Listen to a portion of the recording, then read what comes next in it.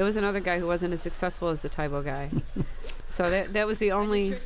I mean, every other guy. It's the only license she took there for comedy's sake. And Karen just broke it wide open. Yes, I did. Right here. It wasn't really the Taibo guy. It's a guy named. Well, I won't say the real guy. But in the book, he's referred to as Vine. It's all right.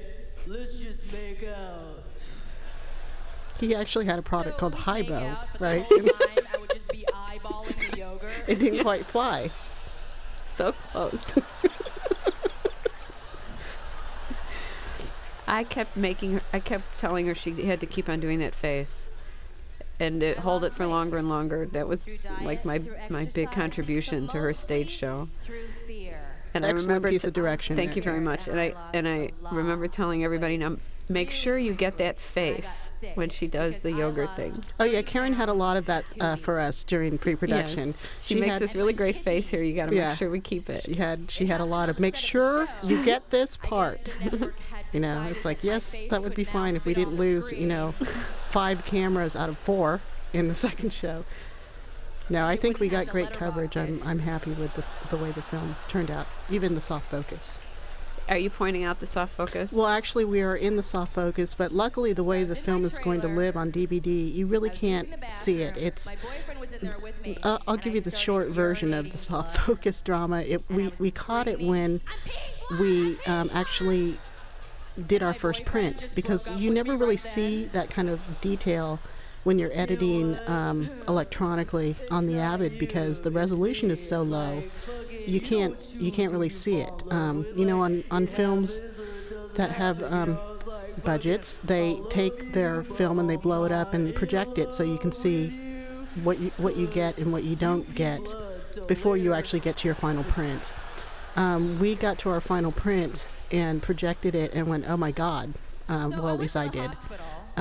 It's kind of soft there. Oh, and I saw some dirt go by too. So I was a little bit upset about that. Here comes Gwen. This has to be, as far as I'm concerned, one of the most brilliantly crafted routines I have ever seen any comedian do, anywhere, anytime. This is what a reviewer from the Kansas City Star said. Cho builds laugh upon laugh until her house of comedic cards reaches the sky, and you're sitting there holding your sides and wondering how she can top herself. And then she tops herself, and then she does it again.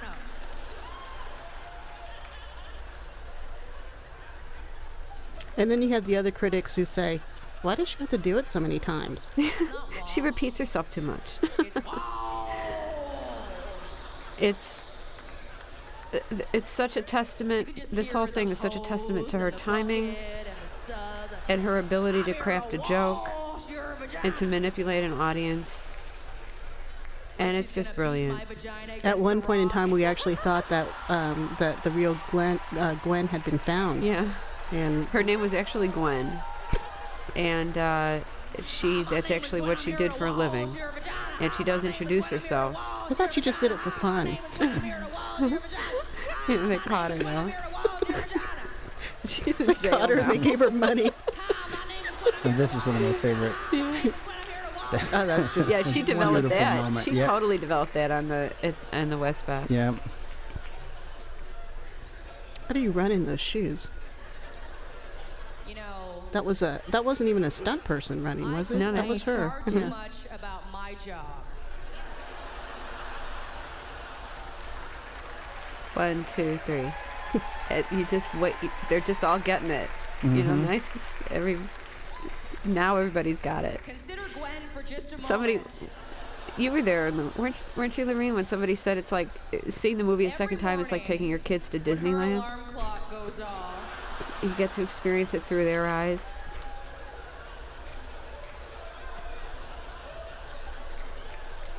This is so brilliant. she's pissed. She knows what's going through everybody's head right now.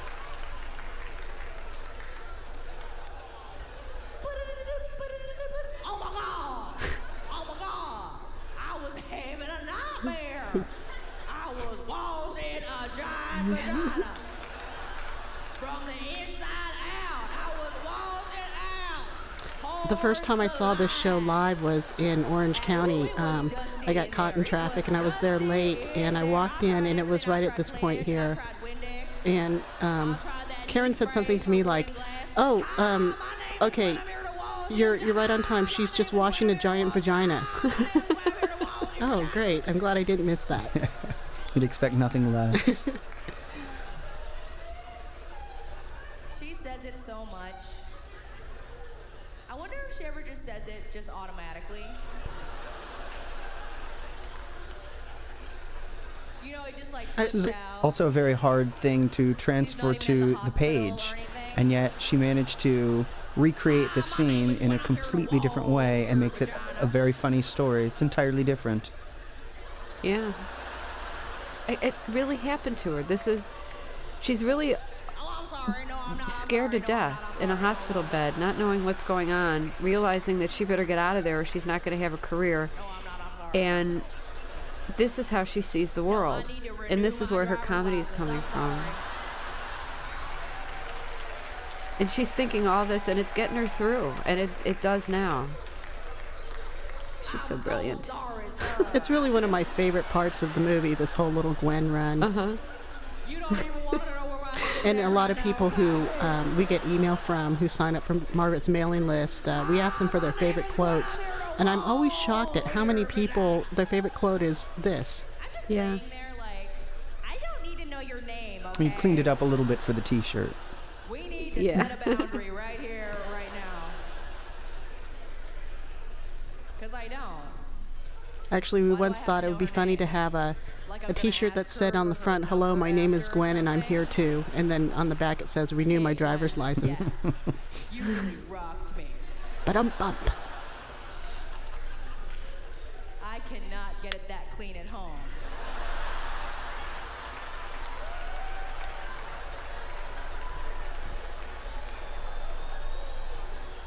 By the way, the claps that you are hearing here are all real. We didn't take anything from dead people from radio shows. We took nothing from Bob Hope specials. This is the crowd. There's nothing added to it. And they wanted to, too. I think the sound people said, okay, so we'll pump up they hadn't watched it yet. We'll make sure that they laugh really hard. No, just leave it the way it I is. was afraid They're laughing plenty hard. to stop working Don't out because I didn't know enhance what would it. happen. It's So I just cut it'll back screw up to 5 days a the week. dialogue. And I finished taping the episode of the show. Yeah, that's She a doesn't really start- shocking thing. She doesn't start talking until they're done laughing. To see if we were going to series, and I was in my hotel room at the Paramount Hotel. I in was New York there. City, and I was in She my was there room, with and I Karen got the Kilgariff. call from the president of Disney. And I was in another called me room. personally on a Sunday to say, Margaret Chu. It was actually Dean Valentine who wasn't the president of Disney. I can say that, right? That's all right. Yeah. He's the president of Disney Development. But does he have this funny accent? Oh, that's exactly what he sounds like. The first time in my life. He's actually the president of UPN right now. You know, When the people something from about Disney's acceptance publishing anyway. company Not from came my to see the family, show, they not from loved kids it a at lot, the but playground, it not really from high freaked school, them out. certainly not from other Even this Spanish comedians. little mention, I'd for the most never part, she just found refers to it as the acceptance network. She doesn't until really that moment. name it, and it's obviously not a vendetta against them, I felt but love. it really made I felt them like the nervous first time that in my she'd life, had that I experience was and was talking about it, and that they It would was a think about glorious publishing feeling. it. It was a Huh. 1,000 champagne corks popping. Is And the Hyperion? best part about Yeah. it was it Interesting. happened on Mother's Day. Well, the thing she's and I doing got now to is with call my ABC. mother and tell her. And I make fun of my Yeah, mother people, a they little just bit. assume, like, they say, oh, you're burning bridges. I am What so bridges? excited to share my success She's just with saying her. what You know, happened. she didn't want me to be a stand-up comedian because she experienced And the so whole thing much about it is that she racism never and really, hatred coming to she never America. blames She's anybody. never blaming anyone. If anything, she takes more of the blame onto herself. Exactly. The whole idea is So the fact you've that got I to can be love yourself in successful order to means make the her right on a decisions very for yourself. fundamental level And- that America somehow And she was at a point works, where and she that didn't things are trust getting herself better to make those in her decisions lifetime. and assumed other people knew what they were doing. And right, She yeah, was her so message long- being She's so young. She's so young. right.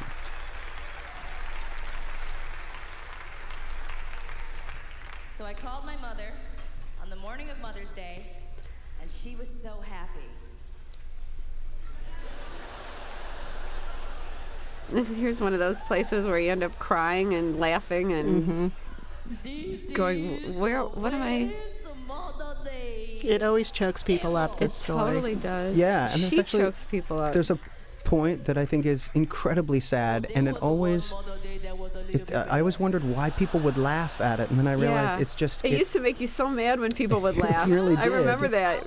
but it's They laugh too 'cause they real, don't exactly. and it's a release. They need Yeah. something. They don't know what else to do. And I look at you, and I remember almost didn't have I remember that. you Yeah. know, in the hot summer days in the West Beth Theater. I was 7 months pregnant with you, and I drive to. I don't know how Margaret can just be so relaxed when she knows her mother is sitting 3 rows back from her, you know, during all of this. I remember one time she said that her parents would use sort of selective use of understanding English. Selective understanding of English. Yeah. Yeah, for certain things that they just didn't want to have to All acknowledge. the sexual things. Right. Yeah. Oh no, I don't understand. Oh no. Oh, she did this whole thing with the guy who practically raped her sitting in the front row. Yep. It's true. And we were there, Christopher. Yep. And I saw him. I saw him in the from the back, and I didn't know who it was. I'd never met him before or anything. But there was this guy sitting in the front row with his arms crossed and fuming. And I pointed him out to the stagehand and to you, didn't I? I said, look at that guy.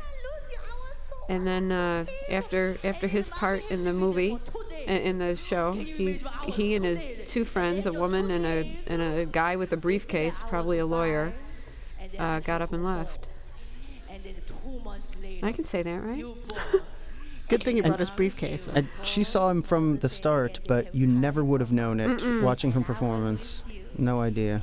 She managed, you know, afterwards she said, I think he was in the audience. And I think she knew it was him. Yeah, and she writes about it.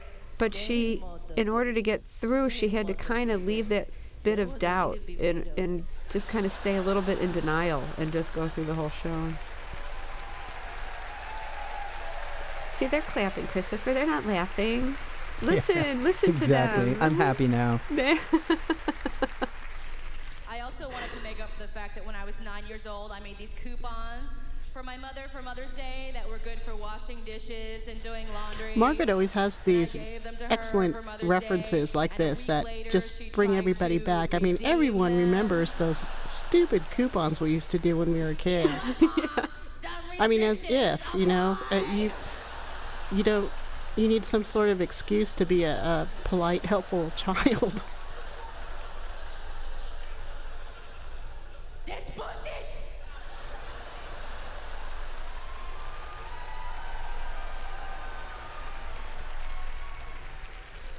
So the network sent over to my hotel a brand new $100,000 white stretch limousine to pick me up. And this brand new $100,000 white stretch limousine, on its first trip out, on the way to Carnegie Hall, got into an accident. Tragic foreshadowing. I was in it. I went back to I Los was Were you there in the driving, limo. Karen? Were you driving? No, I was in the Okay. back. The first I was in the episode back aired feeling to enormous really ratings. like There was this an is audience not out right. there for us, which I did not anticipate. The first episode was about my character, and I do stand-up comedy and publicly embarrass my family. So at the end of the episode, I learned my lesson. I was out of the I go picture by the back time on the first stage, episode and I came vow out, though.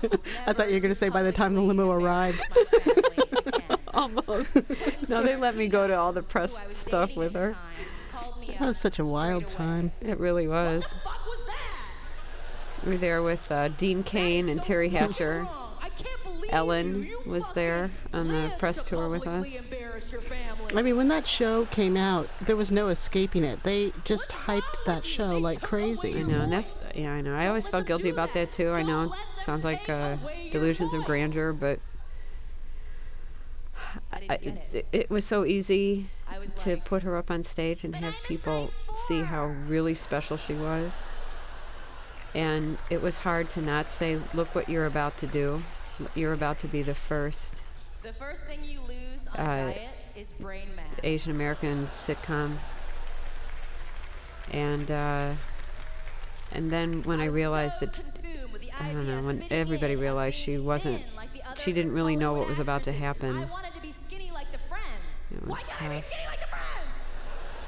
The Quentin Tarantino story that she tells there is actually so flattering to him. He gives her such great advice. But I remember during the New York run, I think the Post gossip column, just said that she was talking about him as an ex in the show, and they didn't say anything that she had said, and it made it sound like it was incredibly scandalous.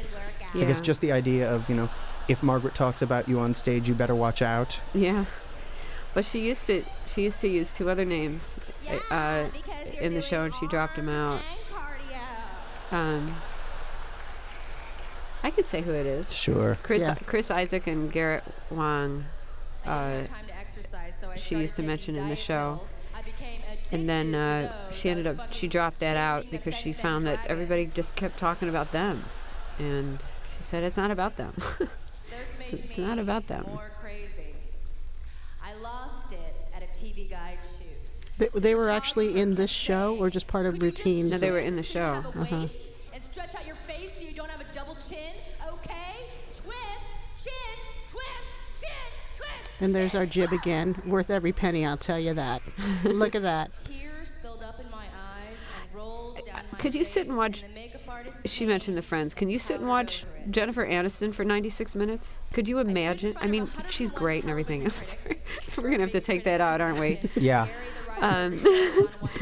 Can you imagine sitting and watching any actress or actor for this long and hanging on every word? Asked you to lose weight to play the part of yourself.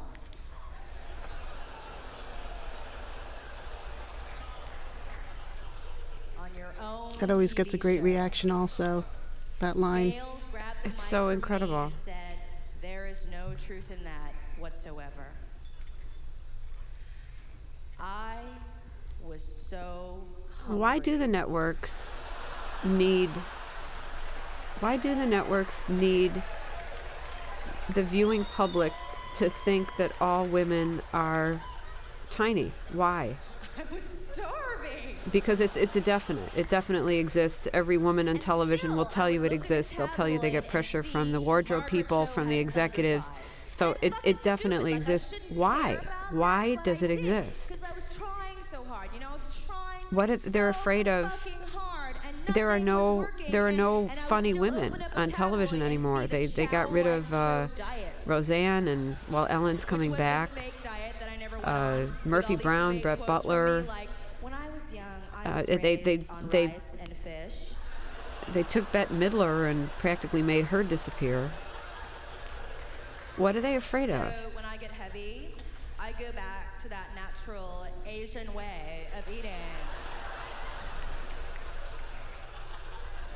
I don't know, but I miss all those women. So Yeah.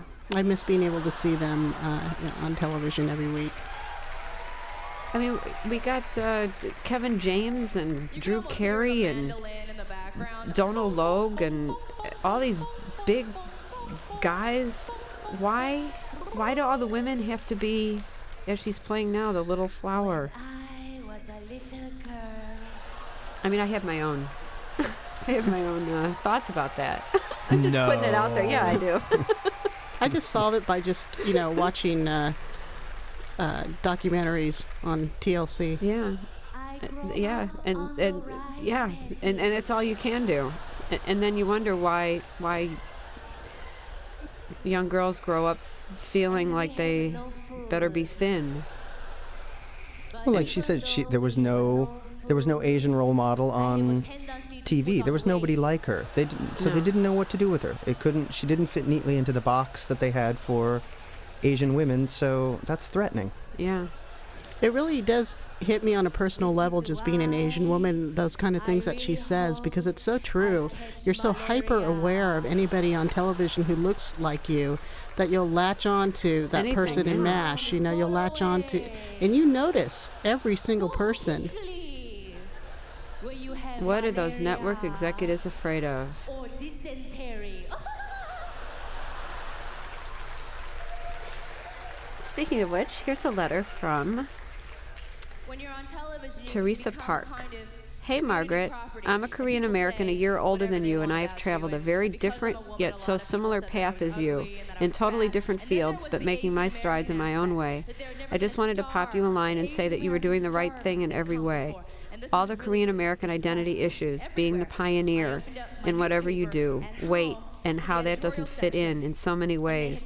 All of that I can relate to. But just as I'm feeling down about how my life is, or how I am perceived by my family or friends, I see your story on TV and realize how I am doing the right thing, and how I am inspired that there is someone so much like me out there. It takes a lot of guts and loneliness and sadness to do what you're doing. But really, when it comes down to it, you can be proud of all you've done, and that's what matters. With all the criticism you have received up till now, and will in the future, realize that there are many more like me out there who feel grateful for the roads you are opening and for providing inspiration. And that's the wonderful thing about Margaret is she doesn't care about the criticism. That's another one of the great moments. I can only imagine how New York reacted to that line. Oh, yeah. And I know she had a tagline after it, too. She did? That eventually left. I don't remember. Oh, yeah, I do remember. We can't say it No. because there is no such thing as the First Amendment. Yeah, or maybe, you can email us. Decided that I was dangerous and that he would be monitoring my activities. It's just horrifying to hear these stories that she went through. This is so I true. reacted like a Korean Courtney Love. And even then, when she was doing publicity for the stage show, she's out there and she's talking about these things, and she's brave enough to be talking about the weight issues. And one in particular, there was an interviewer who looked at her and said, "Oh, well, you're not that overweight." Were you there? I was later that day. Because I was there. I saw her. And it was horrifying. This tiny little anorexic journalist actually said that. You're not that overweight. And I think she reacted really well. It was something to the effect of, I'm not overweight at all. It's the perception that's the problem. An Asian consultant. Oh yes, because I was fucking it up so bad. They hired an Asian They had to consultant. hire somebody to help me be more Asian. And she would follow me around. Margaret, use chopsticks. Use chopsticks. And when you're done eating, you can put them in your hair. Does anyone know where this Asian consultant came from or who this person was? I remember the whole thing. So you're wearing shoes, which is something we don't do in the house. We don't wear shoes in the house. Somebody wanted a job. There are no jobs for Asians. Somebody goes, "Hey, can you be our Asian consultant?" Okay. She took the job. Something similar happened. There were people who didn't understand the concept of Asian American. I can't. I went on a promotional tour for the TV show, and I went all over the country. Something similar and I happens went all to the one time. morning show, A and, couple days the ago, announcer said, Margaret got a call "Hey, Margaret, to be we're in an changing independent over feature to an film ABC doing a affiliate. cameo So why don't you playing the tell our Feng viewers Shui in your native language consultant for we're making an that executive transition?" one day. And you really don't want Margaret for this. And she said, "No, does that mean she's not available?" I said, I'm trying hard to not say that this is racist. She said, "I kind of thought it was racist, and I was afraid to make the call." And Margaret is way beyond. people they still don't get it. They still don't understand things that they will say off the cuff are just so incredibly racist. It's I think that here in America we're kind of programmed to certain things. We have awareness of certain kind of racial issues, but as far as this whole Asian thing goes, we have so far to go still. I think Margaret, and tell me if I'm overstating this, but I think Margaret was at least among the first to explain to America that Asians are subjected to stereotyping and racism. I don't think people realized it.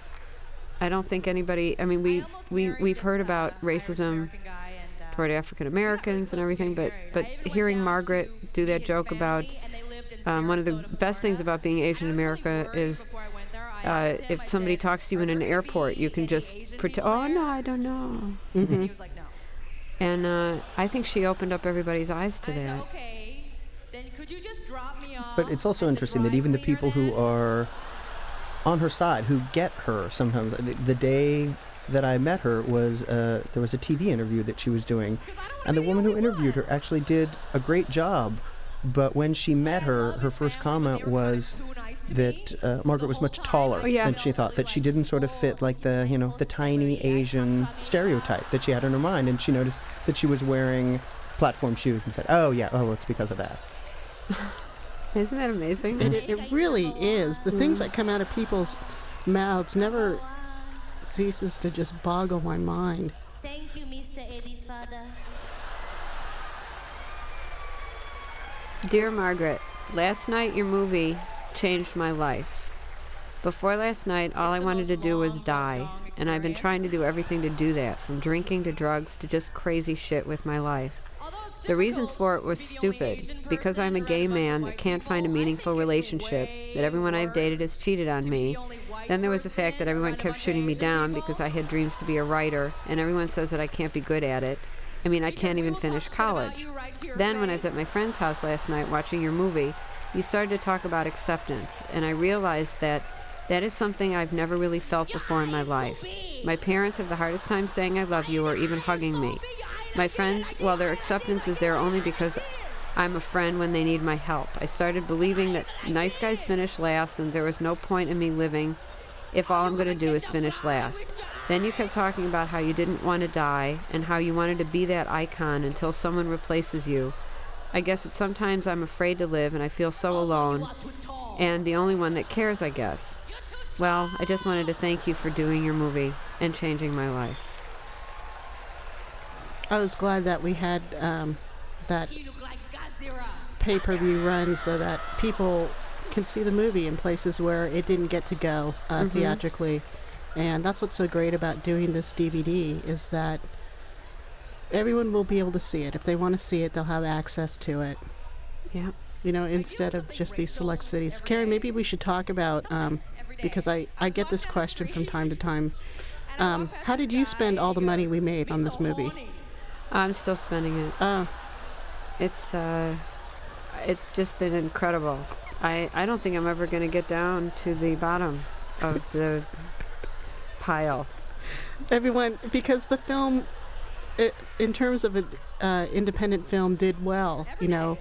Reaching $1 million gross with less than 10 prints is historical. It is historical. But how much of that actually bounces back to the production company? We pretty much we're pretty much right in line with the math. When you play a theater, supposedly 35 to 50% actually you end up actually getting. The rest goes to the theater and the distributor. And then there are all of the costs for just maintaining. And even though I don't think we've gotten paid by everybody, we're pretty much right on that level. Our outstanding loan is about that amount. Well, the out of the 35%, which I think is more common to get, out of all of that comes all of your advertising, if you can even do any advertising in the cities. The cost of of making a print, the cost of shipping a print. By the time all of that comes out, there's not a lot coming back. Mm-hmm. I bought a candy bar and a Coke and celebrated when we hit $1 million. And I had to split it with my husband because he couldn't have his own.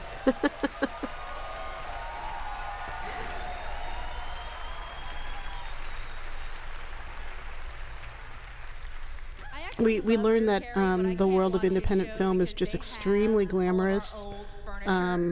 Absolutely. Probably had more paper cuts than I've ever had in my life, dealing with posters and dealing with one-sheets. That we learned what one-sheets were. But did you ever realize they were that heavy? No, they are extremely heavy. So you learned a lot. I learned that one-sheets were heavy, and it's really weird because I actually did go to film school and they didn't have a class on one-sheets. There you go. Yeah. You don't learn that stuff in film school. No. I'm going to design my own film class. I think it's going to be called faxing, Xeroxing, making coffee. Passing out postcards. And passing out postcards. Well, stacking them first because you have to make sure that they're all facing the same way before you pass them out. Certainly before you print on them. And I did what's really hard for Asian people to do. I became an alcoholic, and that's not easy because we can't drink.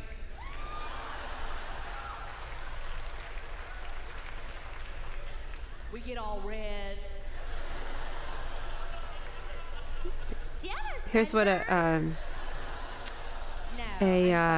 reviewer said, I don't know if a stand-up movie has ever snagged an Oscar nomination for Best Screenplay, but Margaret Cho's I'm the One That I Want certainly makes a powerful case.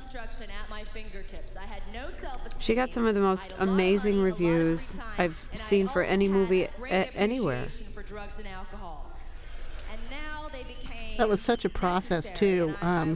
After you finish the film and the film is released, it's so out of your control what people say about it. We would get reviews, every week we would be in a different city, if not several different cities. And we didn't have the same kind of thing where most films, they're released in one weekend.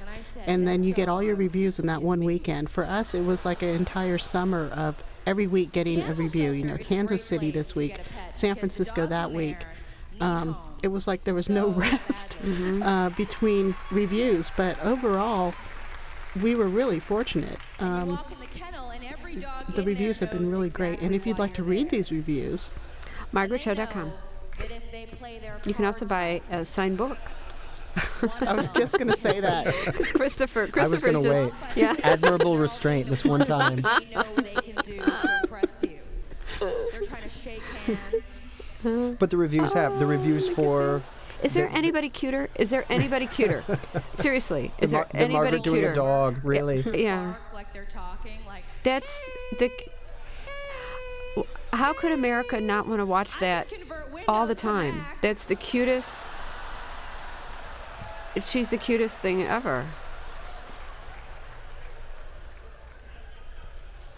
I got this little dog. He was so small, he fit in my hand. And now he's huge. She has the most amazing dog. Huge. Was gonna die. Great. We'll just die together. I still had some ambition, though. we should have just let Rafe loose on the stage at that point that night. We brought him. We brought him for that very reason. We weren't going to have him on the stage. Although I did ask her how she would feel about that, and she rightly said that would not be a good idea. But yeah, that was my husband's entire contribution to this movie. Was all of a sudden we said we've got to have Rafe there.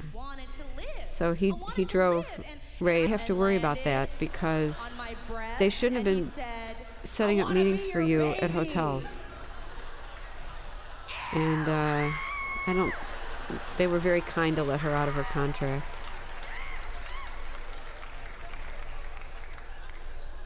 Do you remember when she first started doing that? Yeah, I do. That is so disgusting. That is so disgusting. You know why? Did you ever see somebody Nose so wipe. physically repulsive that you just can't help but imagine yourself in a sexual situation. Okay, now everybody imagine him sitting there listening to that. She had to say this in front of him. Right in front of him.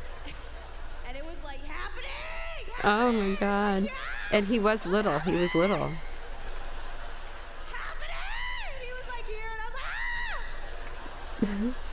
And he had really short legs, but a huge He was probably penis for happy some about that. reason. Yeah, that's why he And didn't it just sue. looked like a kickstand